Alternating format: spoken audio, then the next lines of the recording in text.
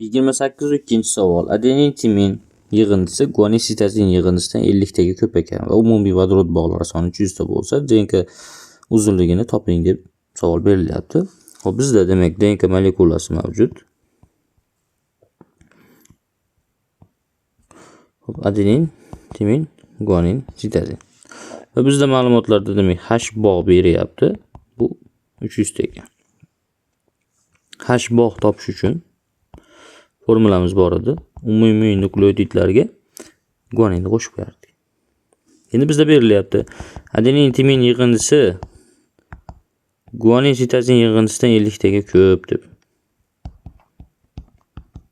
Bu degani adenin va timinlar guanin sitazindan 50 taga ko'p degan.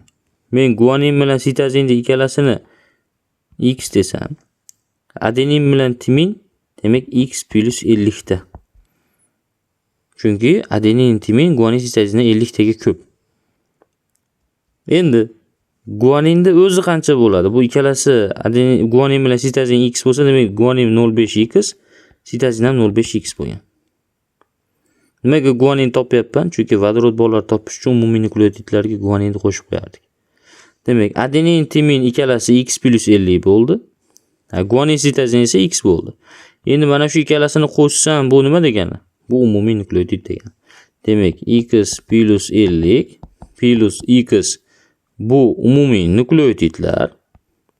Unga plus guaninni qo'shsam, ya'ni 0.5x ni qo'shsam, vodorod bog' kelib chiqyaptimi? Ya'ni nukleotid plus guanin bu umumiy vodorod bog'lari degani. Bu teng nechiga? Umumiy vodorod bog'larimiz 300 ta. Mana bir noma'lumni tenglama kelib qoldi. Endi hamma x lar qo'shaman mana. X 0.5x. Bu degani 2,5x plus 50 teng 300 ga. Endi 2,5x 50gimiz u tomonga minus bo'lib o'tsa, demak 300 dan ayrilib ketadi. 250 qoladi. X teng nechta? 100 ta. X deb bu guanin bilan sitazinni belgilaganmiz. Guanin plus sitazin 100 ta ekan. Demak har biri qanchadan? 50 tadan bo'lgan. Endi adenin timin qancha edi? Adenin timin bu x plus 50 edi. Demak x'imizda o'rnida 100 bor, unga 50 qo'shsam, demak 150 ta. Bu adenin plus timinimiz. Adenin bilan timin 150 ta ekan. Demak har biri 75 tadan. Dengada jam nukleotid kelib chiqdi mana. Demak 75 150, 50 50 100 jam qo'shsa 250 ta nukleotid bo'lgan DNK'miz tarkibida. Uzunligini topishimiz kerak. Demak DNKda 250 ta nukleotid bo'lsa, har bir zanjirda 125 tadan bo'ladi. Bitta zanjirda nukleotid 0.34 ko'paytirib qo'ysak, DNKning uzunligi kelib chiqadi. Demak 125 ko'paytirib qo'yamiz 0.34 ga. 42,5 nanometr chiqyapti. Javob A javob. Mana bir noma'lumni tenglamada ishlasak bo'ladigan masala. Xo'p, keyingisi 28.3.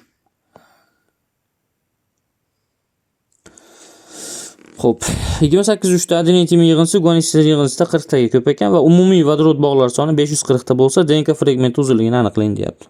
Buni ham xuddi shunday hozirgi usulimizda ishlaymiz. Yana DNK molekulasi. Demak, adenin timin, guanin, sitazin. Vodorod bog'larimiz demak H bog' 40 ta. Xo'p, adenin plus timin yig'indisi guanin plus sitazin yig'indisidan 40 taga ko'p ekan. Yana guanin bilan sitazinni x bilan belgilasam, adenin timin demak x plus 40 degani. Ya'ni 40 taga ko'pda bu guanin bilan sitazindan. Endi guaninda o'zi qancha? Yana 0.5x. Sitazin ham demak 0.5x. Bizda vodorod bog'lari topish uchun H bog' formula bor edi, nukleotid plus guanin. Bizda nukleotidimiz o'rnida x plus 40 adenin timinida, x guanin sitazinda. Shularning yig'indisi bor. Ya'ni x plus 40 bu adenin bilan timin, plus x bu guanin bilan sitazin, umumiy nukleotidlar. Plus guanin bu 0.5x ga teng edi. Qo'shdik umumiy nukleotidga guanin. Nima kelib chiqadi? Vodorod bog'. Vodorod bog' bu 540 ta edi. Demak x lar qo'shaman. x 0.5x qo'shsam 2,5x 2,5 x plus 40 teng 540 ga. 40 bu tomonga minus bo'lib o'tadi. Demak 2,5x teng 540 dan 40 ayrılib ketsa 500. Demak 500 ni 2,5 ga bo'lishimiz kerak. 500 ni 2,5 ga bo'lsak 200 chiqadi. Demak x'imiz teng 200. Bu x nima edi bu? Guanin bilan sitazin edi. Demak guanin sitazin 200 ekan. Adenin bilan timin qancha bo'ladi? Bulardan 40 ta ko'pmi? Demak adenin bilan timin bu 240 ta degan. Ya'ni x plus 40 da. Demak x o'rnida 200 bormi? 200 ga 40 qo'shib qo'ysam 240 ta. Bu adenin bilan timin. 200 tachi. Bu guanin bilan sitazin. Jam nukleotlar kelib chiqdi mana. Guanin sitazin ikkalasi 200 ta edi. Bu degani har biri 100 tadan.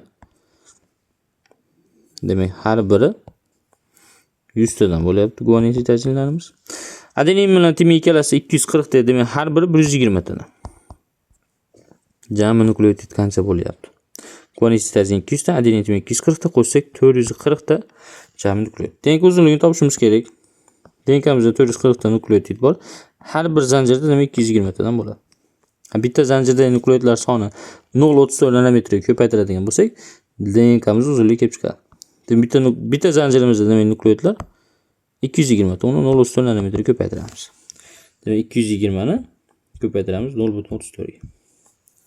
74,8 nanometr kelib chiqyapti. Demak javob A javob bo'lgan. Bu 28/3 javobi. Xo'p, keyingisi 28/4. Xo'p. DNKmiz mavjud ekan. Mana DNK tarkibida adenin, timin, guanin, sitazin deyapti. Ya'ni adenin, timin yig'indisi guanin, sitazin yig'indisida 30 ta ko'p. Umumiy vodorod bog'lari soni 330 ta. DNK fragmentining uzunligini aniqlang. Yana xuddi shunday bir nomani tenglamay olib kelamiz. Adenin, timin, guanin, sitazin. Demak, vodorod bog'lar H bog'i bor ekan. 330 ta. Xo'p, DNKmizda demak adenin, timin yig'indisi guanin sitazin yig'indisidan ko'p ekan 30 taga. Ya'ni mana shu adenin, timindan guanin, sitazin dairasi 30 chiqishi kerak ekan. Demak guanin, sitazinlar x bilan, demak adenin, timinlarni x plus 30 bilan belgilab olsam bo'ladi. Demak bitta guanin bu 0,5 x ga teng degan. Sitazin ham 0,5 x. Boyagi formulamizga qo'yamiz. Demak H bog' topish uchun nukleotidlar plus guanin. Umumiy nukleotidlar x plus 30 bu adenin bilan timin, x bu guanin bilan sitazin. Qo'shamiz. Demak x plus 30 plus endi x bu umumiy nukleotidlar plus 0,5x